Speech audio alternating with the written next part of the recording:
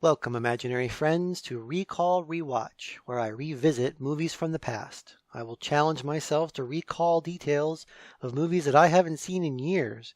Then I will rewatch the movies, and we can all laugh at just how much I got wrong.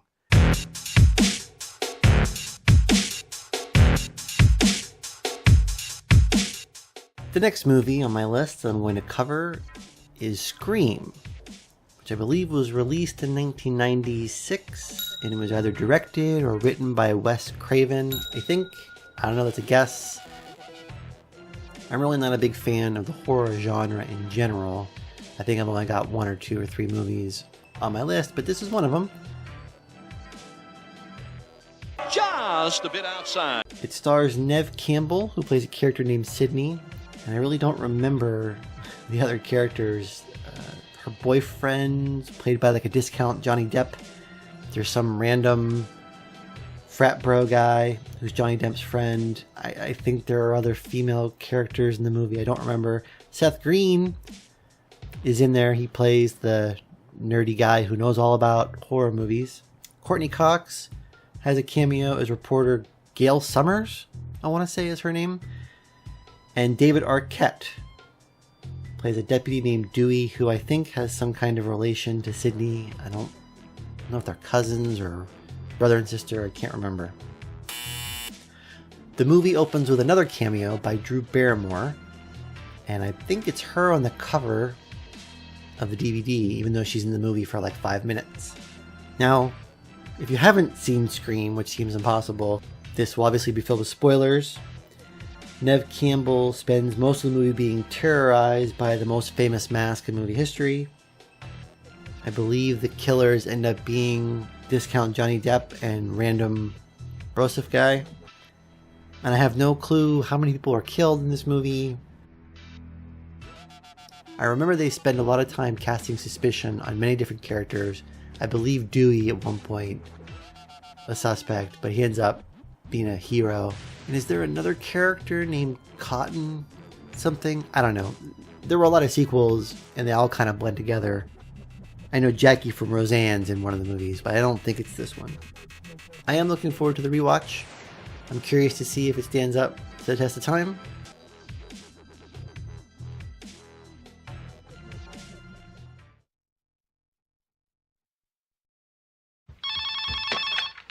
Hello? Hello? Who is this? Tell me your name, I'll tell you mine. I don't think so. What's that noise? Popcorn. You making popcorn? Well, I'm getting ready to watch a video. Really? What? Oh, just some scary movie. You like scary movies? Uh-huh. You never told me your name. Why do you want to know my name? I want to know who I'm looking at. Someone is playing a deadly game. It all began with a scream over 911. Someone who's seen one too many scary movies. Now he's taken his love of fear Hello? Hello, Sydney. one step too far. Do you like scary movies? What's the point? They're all the same. Some stupid killer stalking some big-breasted girl who can't act, who's always running up the stairs when she should be going out the front door. It's insulting. There are certain rules that one must abide by in order to successfully survive a scary movie. Number 1, you can never have sex. It's me. Never, ever, ever, under any circumstances, say, I'll be right back. Because you won't be back. Get another beer, you want one? Yeah, sure. I'll be right back. He didn't make the rules. The police are always on track, but they watch prom night at same time. He just kills by them. Don't answer the phone. Don't open the door. Don't try to hide.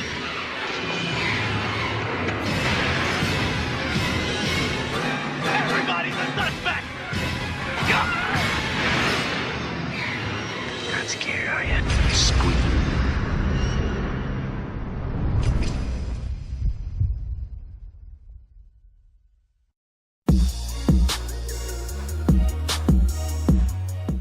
Scream was released in 1996 and it was directed by Wes Craven, starring Neve Campbell, Courtney Cox, and David Arquette, who I all got. Missed Jamie Kennedy, got him confused with Seth Green. Skeet Ulrich was the discount Johnny Depp, and I completely forgot about Rose McGowan. She was the other female character who was in the movie. And Matthew Lillard played Stu, who didn't get a last name in the movie and might just be the most unlikable character I've ever seen in a movie. And that's saying a lot. More did you speak? There were a couple other cameos sprinkled in there. Henry Winkler, the Fonz, played Principal Henry. Totally forgot he was in the movie. Drew Barrymore is in the movie for 5 minutes at the beginning. Cotton Weary, played by Liv Schreiber, does make an appearance. And Linda Blair popped up, I noticed. I saw her when I was watching the movie. I saw a reporter. I thought, boy, that looks like Linda Blair. I looked it up on IMDb, and it was Linda Blair. Perhaps the most accomplished actor, though, in the whole movie was Roger L. Jackson, who did the voice on the phone, the killer's voice on the phone. And I looked him up on IMDb, and his list of credits is impressive. The movie opens with Drew Barrymore getting gutted like a fish. It's a pretty solid opening for a horror movie, although it was a little bit more graphic than I can remember. And I definitely would say that seeing it as a parent is a much different experience, because the idea of coming home and finding your child in that condition would be impossible to put into words, and is so severe it almost takes it out of the entertainment category. You gotta just kind of turn your mind off. It cuts to a really awkward scene where Jack Sparrow climbs into Neve Campbell's bedroom. I gotta say, there's nothing more attractive than climbing through a girl's window and begging for sex. No, I wouldn't dream of breaking her underwear rule. I thought maybe we could do a little on top of the clothes stuff. Oh, as if. The next scene is at school, where you get to meet the rest of Sydney's friends, and that's the first time we see Matthew Lillard. It's also where we see the Fonz, and when I saw him, it made me happy. After the school scene, Sydney's at home and she's attacked, and they establish Donnie Brasco as the main suspect. One of the things that really bothered me about this scene was that Sydney's got a chance to escape at the door, but the chain is on the door. I gotta say, any reasonably sized adult, if they were about to be stabbed or killed, would find the adrenaline and strength to pull that door open, even with chain. Edward Scissorhands is arrested, but eventually cleared and released so that he can continue to try to guilt Neve Campbell into having sex with him. I have a girlfriend who would rather accuse me of being a psychopathic killer than touch me. And there's a scene after this that I do want to talk about. Sydney's in the bathroom at school, and she overhears some girls talking about her. And eventually she's attacked and she runs away from the mask. But my question is, one, this mean girl right here. What if she did it? What if Sydney killed Casey and Steve? Is out this year, and homicide is a much healthier therapeutic expression. Do people like this really exist? Seriously, if you know someone who actually talks this way, I'd really like to know about it. And second, why didn't Sydney scream for a teacher? The killer is in the bathroom. Like, she escapes. As soon as she's out of the bathroom, she should be screaming her head off. This makes no sense. But there's a lot of things in this movie that don't make sense. After this, the Fonz is killed for no reason other than there hasn't been a death in a while. And all the main characters go to a kegger at Stu's house.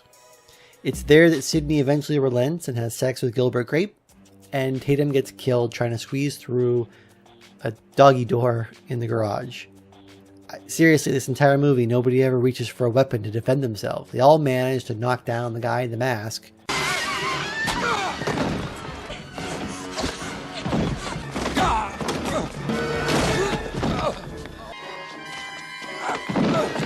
But then they don't look for a weapon to hit him with. At the frat party, the killers finally reveal themselves and their motives.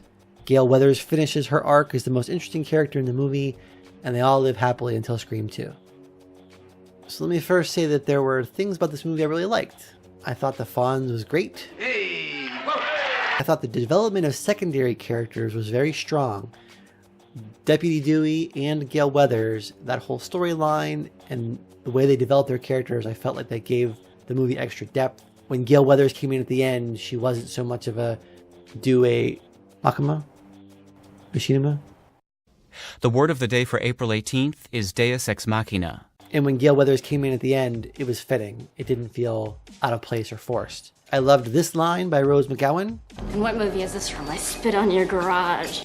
And I loved Nev Campbell's trigger discipline, which was vastly superior to Deputy Dewey's.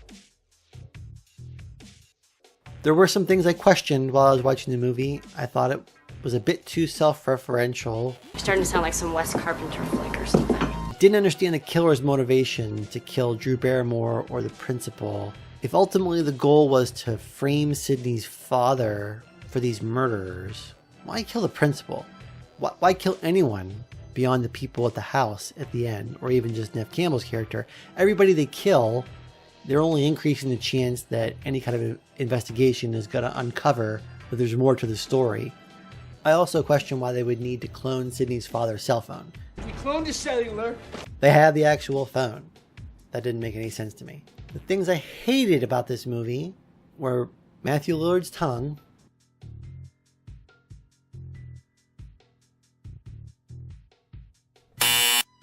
Nev Campbell throwing away the gun right here. Seriously, if you had just been attacked and almost killed, and you had a gun, you're sleeping with that gun that night. You pry that gun out of my cold dead fingers. I'll never not have a gun again.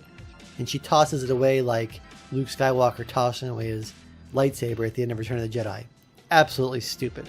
Despite these criticisms, I still like this movie. It's a classic. It's of its kind. It's probably one of the best. Final verdict,